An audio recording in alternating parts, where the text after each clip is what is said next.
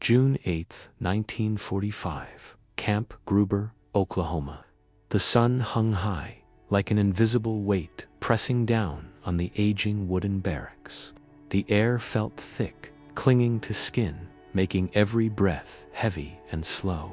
Across the burning gravel, a long line of German boys, 14-15 years old, moved forward in silence.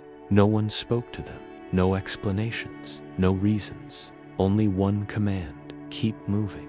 Oversized boots dragged along the ground. Loose uniforms hung awkwardly from shoulders that had not yet grown into them. They looked less like prisoners of war and more like children wearing clothes meant for someone else. Still, they walked, because they had been taught long ago to obey orders, even when they had no idea where those orders would lead. Ahead of them stood a building without windows, a recreation hall, according to the camp's designation. None of the boys believed that name. In their minds, this place could only mean one thing: an ending. A door closed behind them, a final punctuation mark written in darkness. The guards gestured with short, precise movements, nothing wasted, nothing extra. No smiles, no reassurance. Only the dry sound of heavy hinges as the door swung open. The smell of old wood and dust filled the air, like the breath of a place that had witnessed too much silence. The boys filed inside, row after row.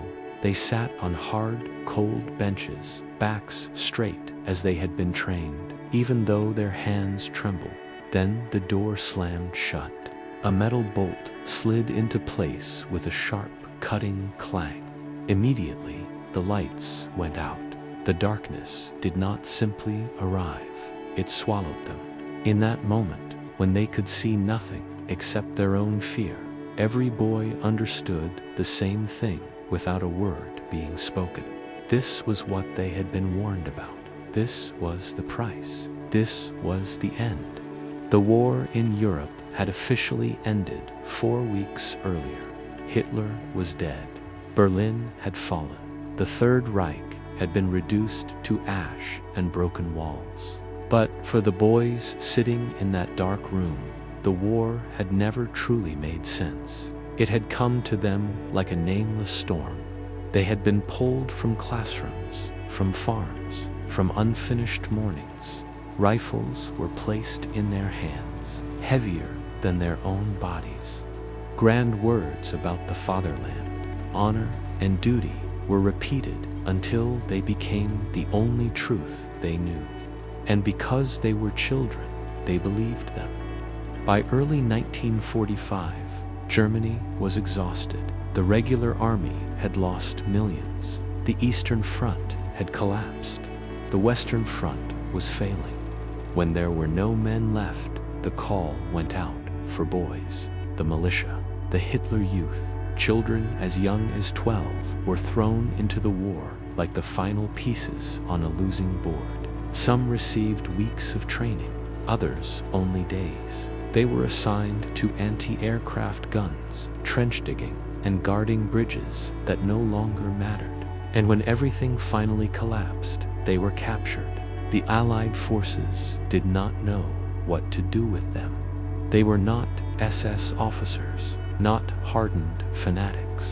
Standing before them were hungry, exhausted children, carrying stories planted by propaganda and fear.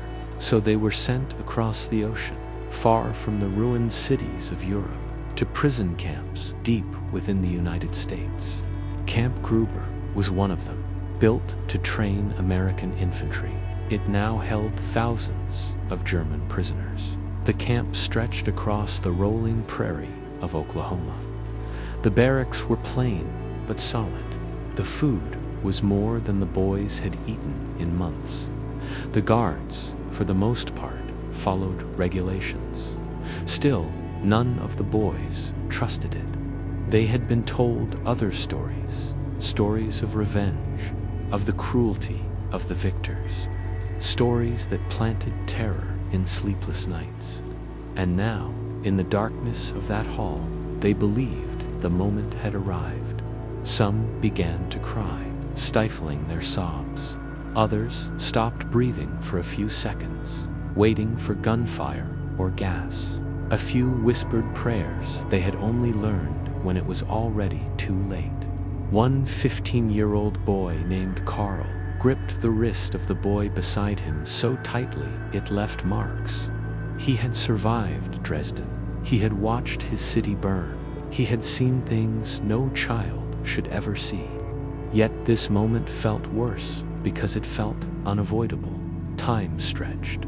No one knew how long. In the darkness, seconds and minutes blurred together.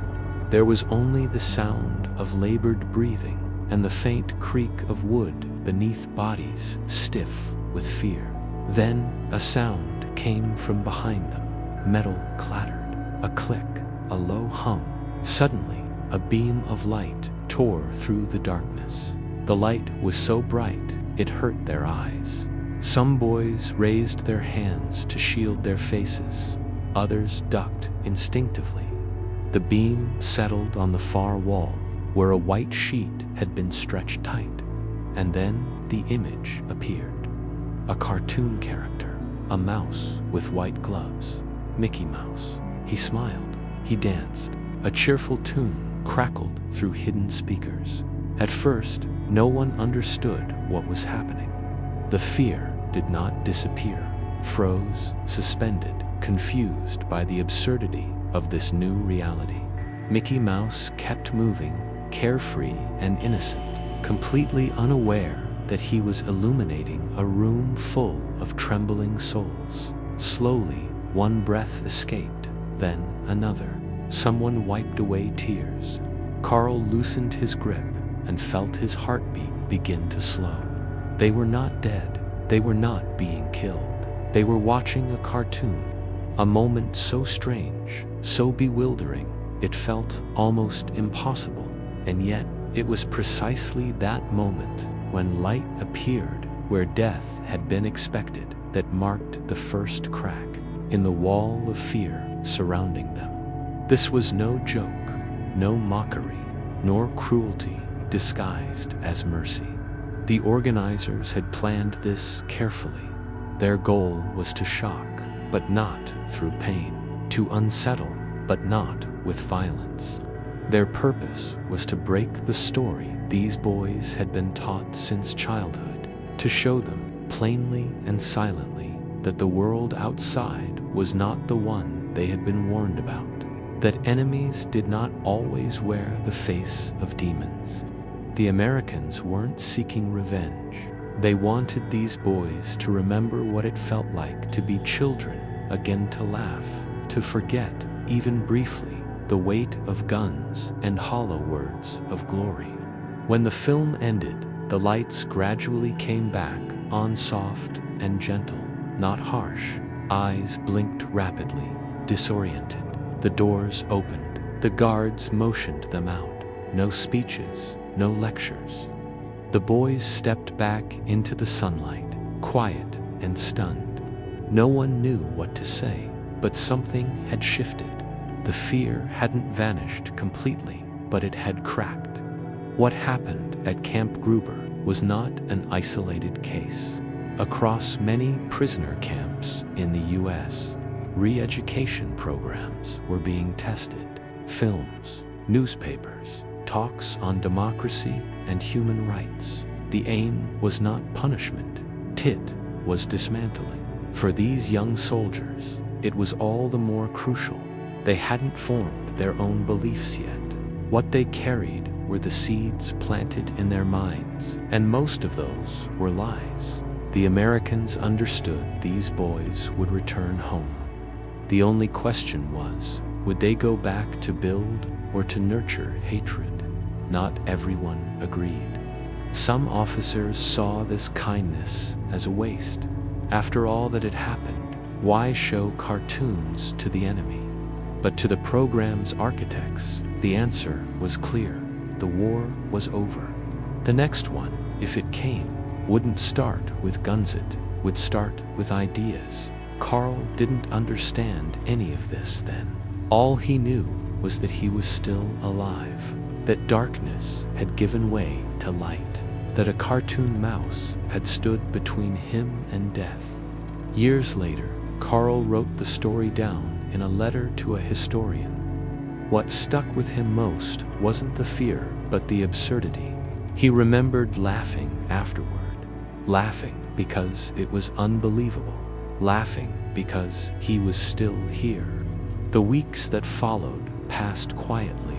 The boys tended gardens, played soccer, ate regular meals, and slowly regained weight. Tentative conversations began between prisoners and guards. Questions about America, about the war, about what lay ahead. A corporal named William Hayes took special interest in the group of boys. He saw in them a reflection of his younger brother back home.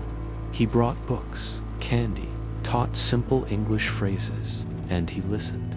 Carl became an unlikely translator. His English was rough, but improving. He asked why America fought, why Germany lost. Hayes didn't have all the answers, but he spoke of factories, oil, and massive production capacity, of a war already lost long before it ended.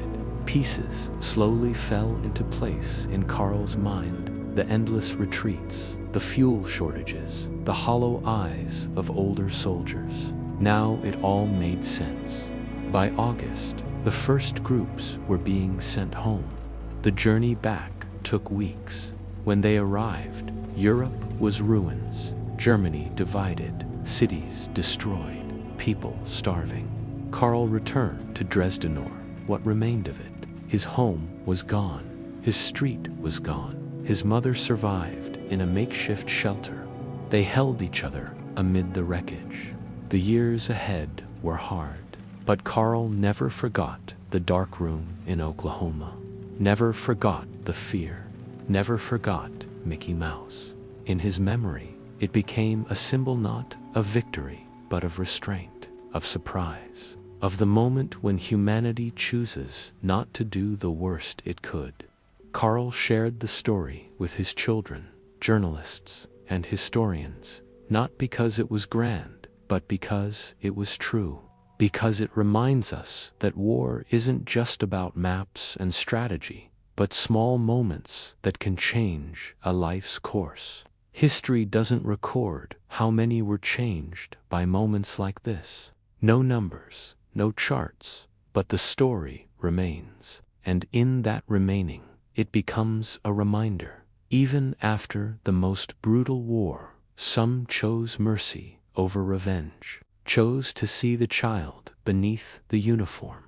The dark room was meant to instill terror, but within that darkness, a small light appeared, not to erase the past, but to open the possibility of the future. And sometimes, amid the ashes of history, such a fragile beginning is all that remains.